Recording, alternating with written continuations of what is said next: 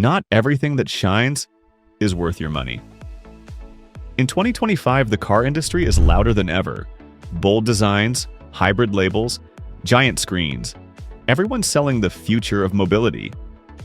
But here's the ugly truth. Some of the most hyped cars are actually major letdowns. They look premium. They're praised by magazines. You see influencers showing them off online.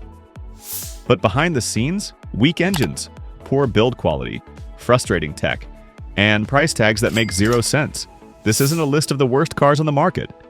No, it's more dangerous than that.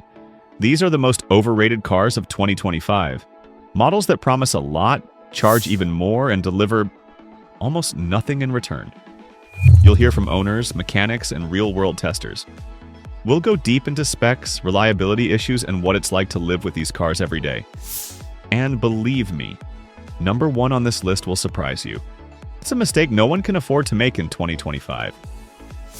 Let's get started. 7. Peugeot 2008. Looks like a mini premium SUV. Drives like a disappointment. The Peugeot 2008 is everywhere. Sleek LED lights, floating roofline, big grille.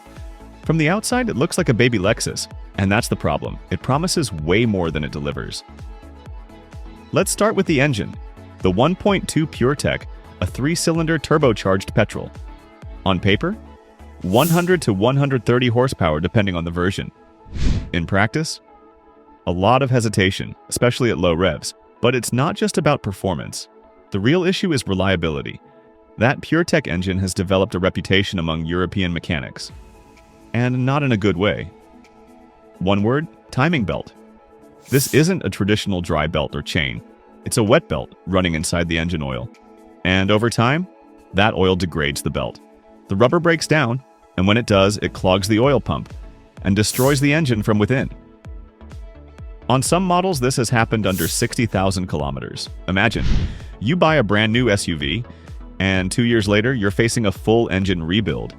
And yes, it's a known issue. Yes, there are service notes about it. But many dealers still deny warranty claims if you miss a single scheduled service. Let's talk interior. It's stylish, that's true. The digital cockpit is futuristic, but then you touch the materials. Soft here, hard there, rattling after a few months. And that small steering wheel? It blocks the gauges for taller drivers, always. So what do you really get with the Peugeot 2008? An SUV that looks premium, but suffers from serious engine concerns, awkward driving ergonomics, and a price tag that flirts with 30,000 euros when well spec'd. If you want a fashion statement for city driving, maybe it works. But if you're looking for long-term value and peace of mind, you might want to think twice. 6th, Ford Puma. Sporty design, tiny engine, big disappointments. The Ford Puma was supposed to be Ford's return to stylish, fun-to-drive small crossovers. And at first glance, it looks like a winner. Sporty lines, aggressive stance, big digital cluster. It's one of the few compact SUVs that actually looks fast standing still. But here's the problem. Under the hood, it's all bark and no bite. Let's talk about the engine. The infamous 1.0-liter EcoBoost, 3 cylinders, turbocharged. Now, Ford markets this engine as high-tech, fuel-efficient, and responsive. But in the real world, the performance is disappointing. It struggles under load. When the car is full of passengers or you're climbing hills, the little engine works overtime. The bigger concern isn't performance, it's longevity. The 1.0 EcoBoost has a history of overheating and cooling system failures. Some owners have reported complete engine failures due to coolant leaks. One mistake, one unnoticed leak, and you're looking at a complete engine replacement. And then there's the dual-clutch automatic transmission. Sounds sporty in theory, right? But in practice, it's jerky at low speeds, slow to engage in traffic, and prone to clutch wear. Not exactly what you want from your daily commuter. Inside, the Puma is better. Nice seats, decent infotainment, digital cockpit. But the back seat, tight for adults. And the ride? Stiff, especially on models with larger wheels. More bumps than comfort. And all this comes with a price tag pushing 28,000 to 30,000 euros for a well-equipped model. So let's recap. A small SUV with a fragile engine, an unreliable transmission, cramped space in the back, and a price that competes with better, more robust crossovers. Ford wanted the Puma to be the sporty choice, but they gave it a tiny engine with big problems. Looks fast, costs a lot, brakes early. That's not sporty. That's risky. Nissan Juke. Bold styling can't hide weak performance. The Nissan Juke has always been a divisive car. People either love the quirky design or absolutely hate it. But one thing's for sure, that the second generation, especially with the 1.0 DEGT engine, looks sharper, more refined, more mature. It's marketed as the compact SUV for the cool urban driver. That 1.0-liter 3-cylinder turbocharged engine is supposed to balance performance and fuel efficiency. Instead, it delivers neither. First of all, acceleration is weak. Even with 117 horsepower, it feels sluggish, especially in eco mode. Overtaking on the highway? A gamble. It takes time and you'll hear that tiny engine screaming just to get you moving. Then there's the CVT gearbox on automatic versions. It's not responsive. You push the throttle and the revs shoot up, but the speed takes its sweet time catching up. And about that efficiency? Sure, Nissan promises low fuel consumption, but in real-world driving, especially in mixed or highway conditions, you'll often get worse mileage than some larger, more powerful engines. That's not efficient. That's misleading. And the visibility? Still a mess. The thick rear pillars and small windows mean you're relying on the rear-view camera almost constantly. Parking becomes an exercise in frustration. The interior looks nice at first glance. Soft touch materials, cool lighting, sporty seats.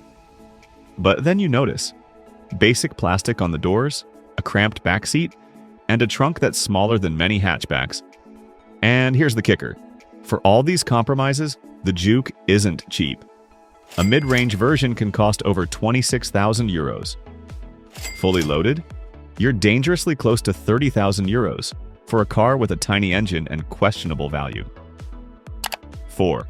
Audi Q2, an Audi badge with very little Audi behind it. At first glance, the Audi Q2 seems like the perfect gateway into the luxury SUV world. It's compact, sharp-looking, and wears the 4 rings proudly on the grille. And let's be honest, that badge sells. But here's the harsh reality. The Q230 TFSI is all about branding and very little about real value. Let's talk powertrain first.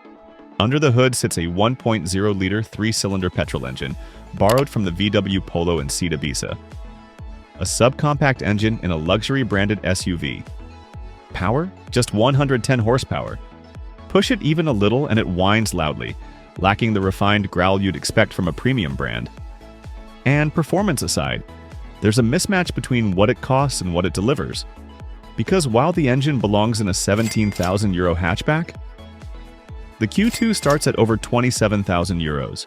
And if you want basic features like navigation, digital cockpit, or parking sensors, prepare to climb well above 33,000 euros.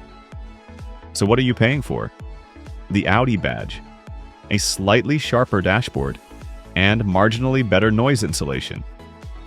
In short, you're buying an Audi that feels more like a dressed-up economy car. Mechanically, it's almost identical to much cheaper models in the VW group. But the price? That's pure Audi, without the substance. So if you're thinking of getting a Q2 because it's an affordable way into luxury, just remember, you're paying premium money for a budget heart. Third, Toyota. CHR Hybrid. Stylish, efficient, but frustrating in everyday life. The Toyota CHR was designed to stand out, and it does. Bold lines, hidden rear door handles, and that coupe-like silhouette. You might think, this is finally a Toyota that looks exciting. And yes, on paper, it seems like the perfect urban crossover. Hybrid engine, low fuel consumption, futuristic styling, Toyota reliability. So, what's the problem? Let's start with the powertrain. Most CHR models are equipped with the well-known 1.8-liter hybrid system shared with the Prius. It pairs a naturally aspirated petrol engine with an electric motor and an ECVT transmission. Push the accelerator and you're met with a loud drone from the engine. It revs high, it stays there. And the actual speed? Now let's talk space. The CHR might look like a mid-size SUV, but inside it's surprisingly cramped. Rear headroom? Crushed by the sloping roofline? Rear visibility? Nearly non-existent.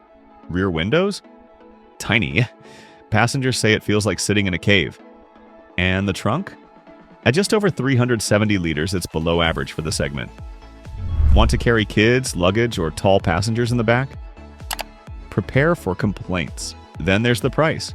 In 2025, a well-equipped CHR hybrid can easily pass 33,000 euros. For that money, you're getting a tight interior, an average infotainment system, and a drive that's more frustrating than fun. Yes, the fuel economy is good. Yes, Toyota's hybrid system is proven. But let's be honest, you're paying a premium for a car that's hard to live with, especially for families or long commutes. It's not a bad car. It's just nowhere near as practical or refined as it pretends to be. Second, Jeep Compass. Off-road name, on-road disappointment. When you hear the word Jeep, your mind goes straight to ruggedness. Mountains, trails, freedom. But the Compass plug-in hybrid, 1.3 T44XE? Let's just say it's more mall crawler than mountain climber. On paper, it checks all the trendy boxes. Plug-in hybrid powertrain. Up to 50 kilometers of electric range. All-wheel drive, Jeep badge. Sounds great, right? But once you drive it, the illusion fades fast. Let's break down the powertrain. The Compass 4BX combines a small 1.3-liter turbo petrol engine up front with an electric motor powering the rear axle. Combined, they promise 190 or 240 horsepower depending on the version. But here's the reality. The transition between electric and petrol is clunky. Throttle response is inconsistent. Sometimes it surges, sometimes it hesitates. And when the battery runs low, you're left with a tiny 1.3 engine hauling around a 1.8-ton SUV. On paper, it's 50 kilometers. In reality, you'll often see 25 to 35 kilometers, especially in winter or with the heater on. The hybrid system eats up trunk space. You lose the underfloor compartment and the cargo floor is higher. The rear seats? Tight for tall passengers. And towing? Forget it. The Compass Hybrid has a very limited towing capacity. Fully equipped models go well over 50,000 euros. You're paying premium money for a hybrid SUV that's heavier than it should be, more complex than it needs to be, and way less efficient than advertised. The Compass 4XE tries to be everything at once. SUV, EV, off-roader, city car. In the end, it fails at all four. Volkswagen T-Roc. A bestseller with big compromises. The Volkswagen T-Roc has become one of the most popular compact SUVs in Europe. You see them everywhere from big cities to small towns. Why? Because it looks like a solid premium SUV at a reasonable price. It carries the VW badge. It feels German. It promises reliability. But when you scratch beneath the surface, especially with the 1.0 TSI version, the truth is less flattering. Let's start with the engine.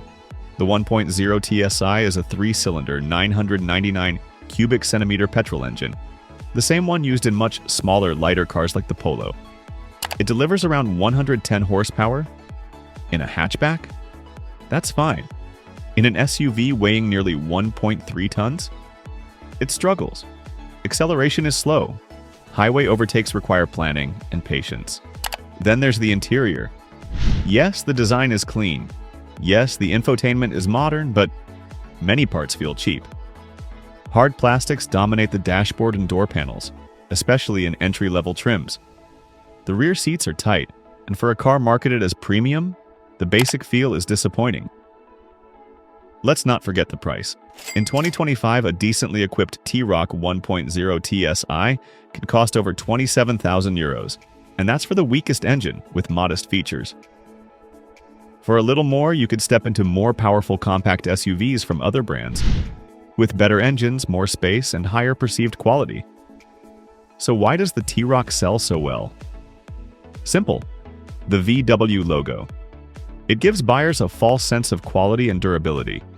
But in the real world, the 1.0 TSI version offers underwhelming performance, average comfort, and inflated costs.